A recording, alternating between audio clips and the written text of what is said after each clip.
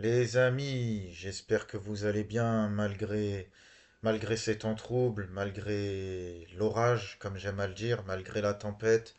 C'est vrai que ça pue en ce moment, c'est vrai que nous vivons des temps troubles, justement. Ce qui se passe est très malsain, très dangereux. Et justement, en fait, j'entends beaucoup d'analyses. Hein, évidemment, ça fait couler beaucoup d'encre.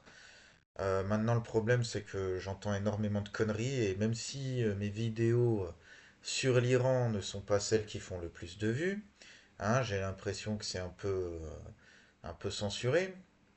Et ben, ça me pousse quand même à en parler. J'entends trop de conneries, je suis obligé de venir rétablir la vérité. Et oui, je suis prétentieux, voilà. Hein. Bon, donc, ce qu'on constate, c'est que Trump, qui s'est lancé bêtement dans cette guerre-là contre l'Iran. Trump qui se retrouve acculé, n'est-ce pas? Et qui à chaque fois est sur le point de tout simplement perdre. Je vais t'expliquer pourquoi.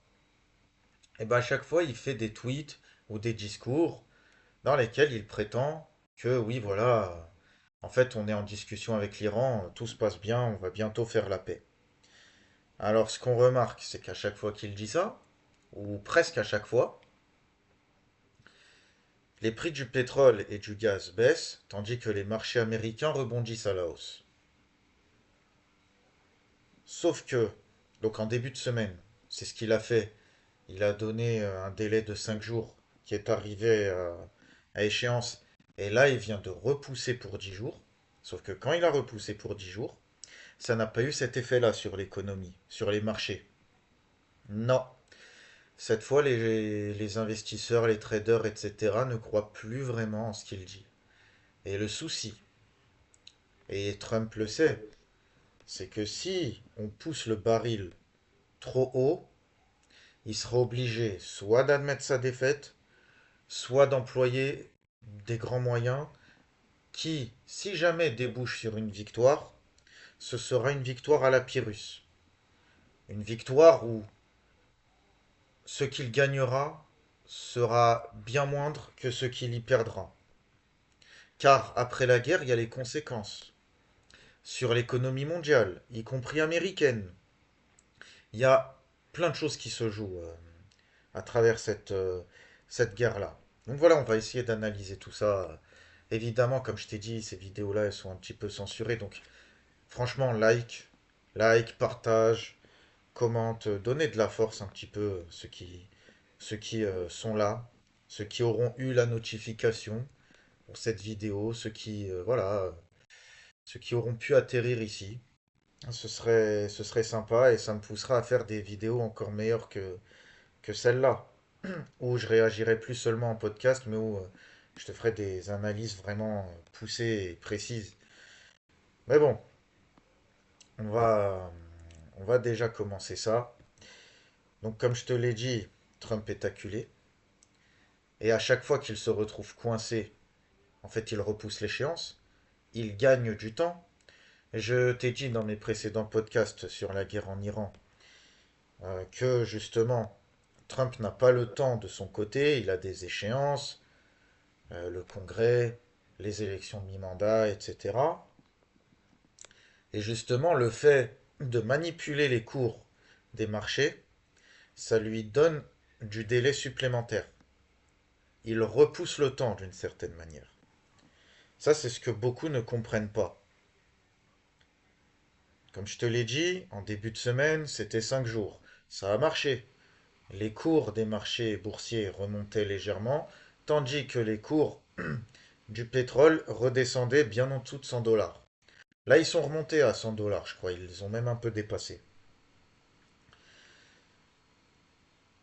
Donc, là, il a réessayé la même chose, 10 jours. Ça n'a pas marché.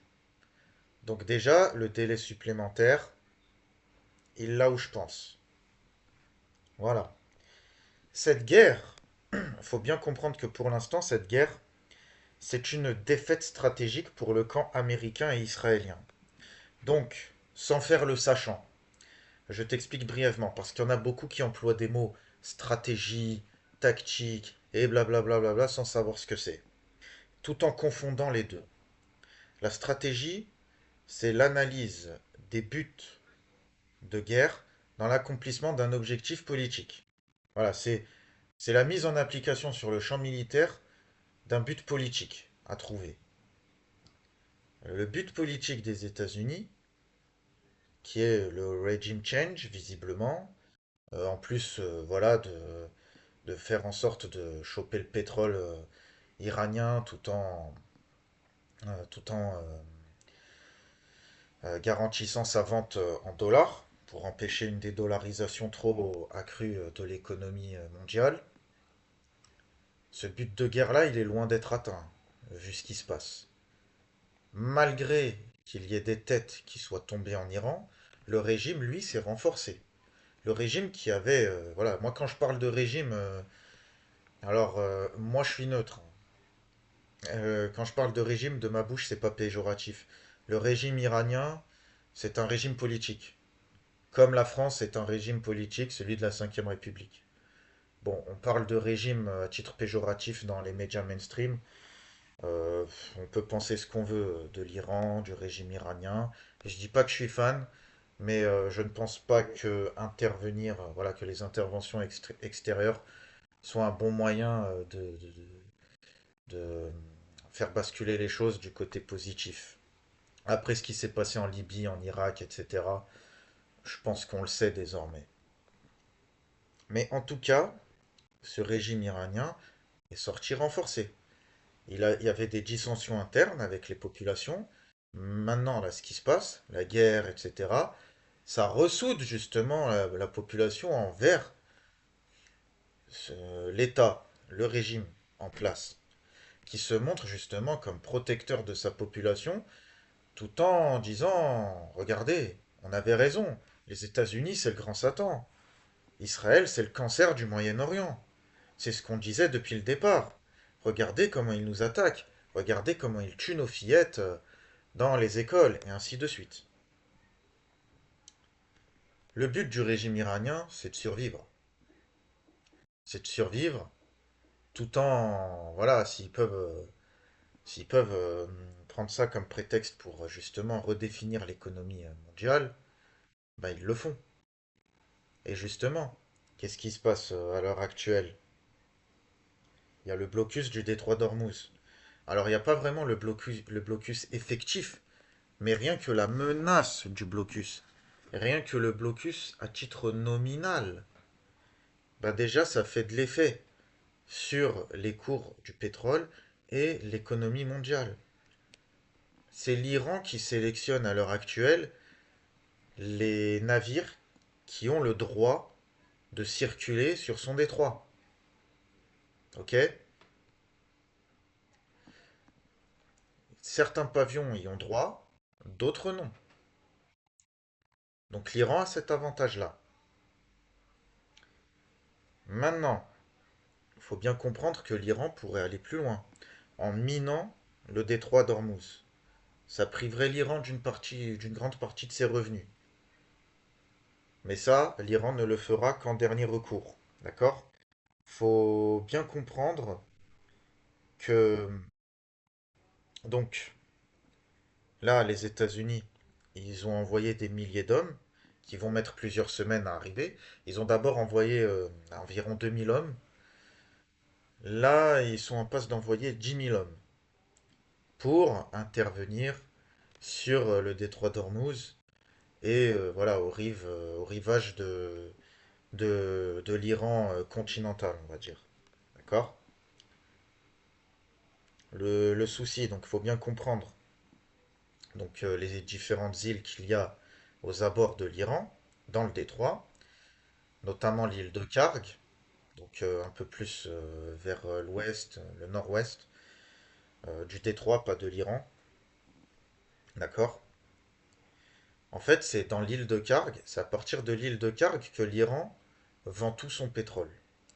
Parce que les abords de l'Iran continental ne sont pas assez profondes pour que des gros navires puissent circuler, bref. Le problème, c'est que si les États-Unis font ça, ils déposent donc des hommes sur l'île de Karg, et que l'Iran ne puisse plus vendre son pétrole, l'Iran n'aura plus rien à perdre à miner le détroit. Donc là, ça va aller jusqu'au boutisme. Donc les États-Unis pourraient peut-être empêcher l'Iran de miner le détroit en envahissant toute la côte iranienne, mais c'est une côte très longue. C'est pas avec quelques milliers d'hommes que tu vas envahir cette côte-là. Ils sont en train de s'embourber dans un nouveau Vietnam. Et j'espère vraiment, pour l'avenir du monde, qu'il n'y aura pas cette intervention terrestre. Même si on semble s'y diriger. Sachant que la guerre, bah là la situation elle chauffe. On s'attaque à des sites nucléaires de plus en plus. Même en Israël, il y a en début de semaine ou fin de semaine dernière, je sais plus, il y a par exemple la ville de Dimona qui a été bombardée, qui voilà héberge un site nucléaire. Bon, pareil en Iran, il y a les sites de Natanz et comment il s'appelle l'autre? J'ai un petit trou, je crois que c'est Formose, qui n'arrête pas d'être bombardé. Là, l'escalade, ça monte petit à petit, d'accord? Alors, sachant que oui, on n'attaque pas que des sites comme ça, on s'attaque aussi à voilà, des sites pétroliers, des usines de dessalement de l'eau, sachant que voilà, l'eau potable c'est un problème au Moyen-Orient. Tu fais ça, tu prives les populations civiles d'eau. Bon, évidemment, les États-Unis bombardent l'Iran pour sauver la population, pas pour l'affamer et la soifer, évidemment. Bon, plus sérieusement, rendre la vie justement invivable aux populations, c'est dans l'espoir de les voir se retourner contre le régime. Mais comme je le disais, la guerre actuelle, elle a renforcé les liens entre le régime qui semblait défaillant au début de la guerre avec sa population. D'accord? Et donc, il y a tout ça qui se joue. Et ce d'autant plus que, il me semble, c'était juste hier, les Houthis ont annoncé officiellement être entrés en guerre. Donc hier, on était vendredi. Alors, imaginez un peu, si les Houthis se mettent à bloquer Bab el-Mandeb, donc le détroit, pour ceux qui ne sont pas forts en géographie, le détroit qui borde à la fois la corne de l'Afrique et le sud du Moyen-Orient, et qui donne l'accès au canal de Suez plus haut. Donc c'est à la fois un débouché sur la Méditerranée et sur l'océan Indien, très important comme détroit. Imagine si en même temps qu'il y ait l'escalade dont on parle au détroit d'Ormuz, et que les États-Unis envahissent Karg, et puis que les Iraniens, n'ayant plus rien à perdre, se mettent à vraiment miner le détroit, et que dans le même temps, le détroit de Bab el-Mandeb est lui aussi coupé par les Houthis. Que va-t-il se passer à votre avis? Bien malin serait celui qui pourrait dire jusqu'où cela va nous mener, mais en tout cas on risque une grosse crise économique. En fait là, le camp de l'Iran et de l'axe de la résistance a un gros moyen de pression sur l'économie mondiale. Et vous voyez, c'est pour ça qu'au début, donc il y a un mois et demi, 2 mois, parce que oui, là, ça fait un mois que cette guerre a commencé déjà, je pensais que Trump bluffait, parce qu'il n'avait absolument rien à gagner sur ce qu'il se passe. Les conséquences de cette guerre étaient quand même assez simples à prévoir. Euh, donc c'est peut-être vrai, peut-être qu'il est vraiment pris dans l'affaire Epstein là et que les États-Unis le font, les États-Unis, que Israël le fait chanter avec des gros dossiers. Ou peut-être qu'il s'est vu trop beau. Après ce qui s'est passé au Venezuela, hein, il a pu capturer Maduro très facilement.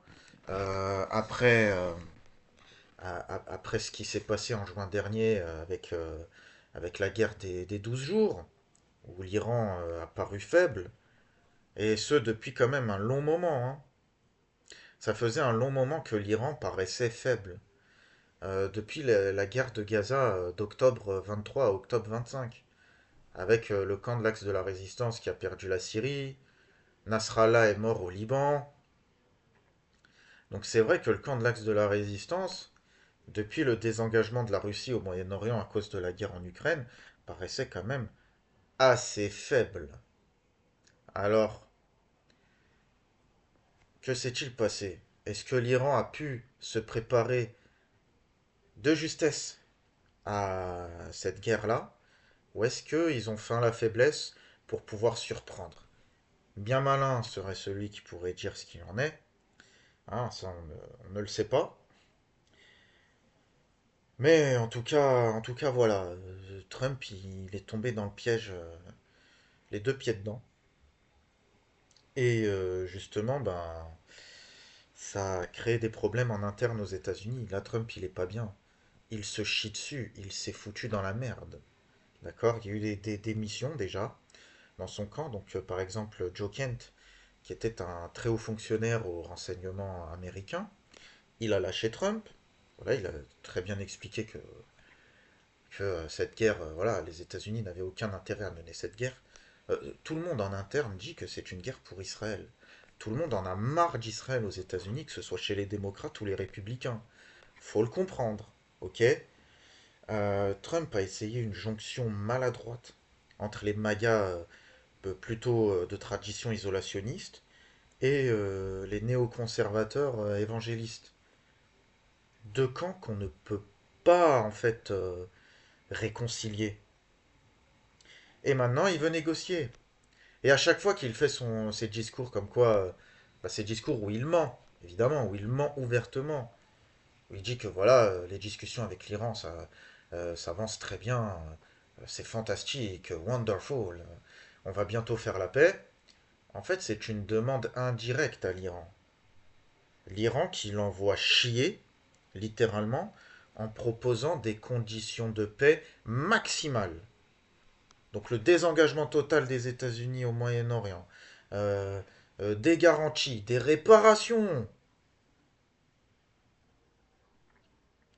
Donc moi quand j'entends certains encore nous dire que l'Iran va mal, si l'Iran allait si mal que ça, ils auraient accepté au moins d'amorcer un début de négociation.